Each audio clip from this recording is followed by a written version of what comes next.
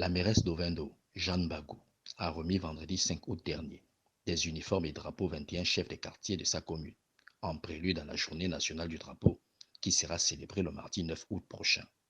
Eh bien, nous sommes là pour la distribution des tenues aux chefs de quartier ainsi que la remise du drapeau tricolore vert, jaune, bleu à chaque chef de quartier. Vous savez que le 9, donc le mardi 9 août 2022, nous allons célébrer la journée nationale du drapeau dans notre pays. À cet effet, il a fallu que nous leur remettons tous ces symboles-là. Le drapeau, l'uniforme, afin que le 17 août, nos chefs de quartier soient bien habillés. Au cours de cette cérémonie de remise d'uniformes et drapeaux, l'édile d'Ovendo a également évoqué avec ces derniers la problématique de la vente illicite des terrains.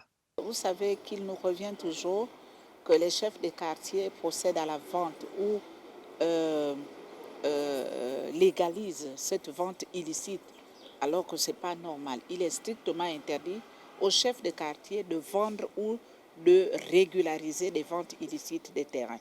C'est contre la loi. Et c'est pour cela que chaque fois nous attirons leur attention, leur dire que ce n'est pas faisable. Si déjà, moi, autorité municipale, je ne le fais pas, ce n'est pas un chef de quartier que nous allons autoriser de vendre les terrains. Les terrains sont la propriété de l'État. L'État est le propriétaire de ces terrains-là. Et c'est l'État seul qui a compétence de faire des cessions de terrain à ceux qui le désirent. En effet, selon Jeanne Bagou, la vente illicite des terrains par les chefs des quartiers est un frein à l'investissement. Aussi, les a-t-elle mis en garde contre d'éventuelles sanctions. La première richesse d'un pays, c'est la terre. Et si ces terres-là sont dilapidées, qu'est-ce qui nous en restera? Parce que la première richesse de la ville de Ovendo, c'est la terre, le terrain. Il y a des investissements à faire.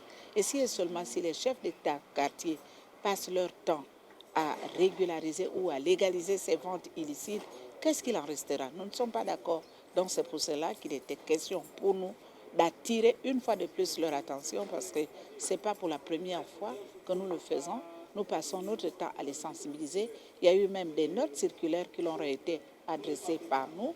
Malheureusement, nous constatons avec beaucoup de regrets qu'ils ne suivent pas. Et c'est pour cette raison qu'aujourd'hui, lors de cette cérémonie de remise d'uniformes et de drapeaux, que nous avons encore attiré leur attention pour une énième fois. Et tant pis pour ceux qui se feront prendre. Espérons que cette interpellation de la mairesse d'Ovendo permettra d'arrêter la vente illégale des terrains dans sa commune.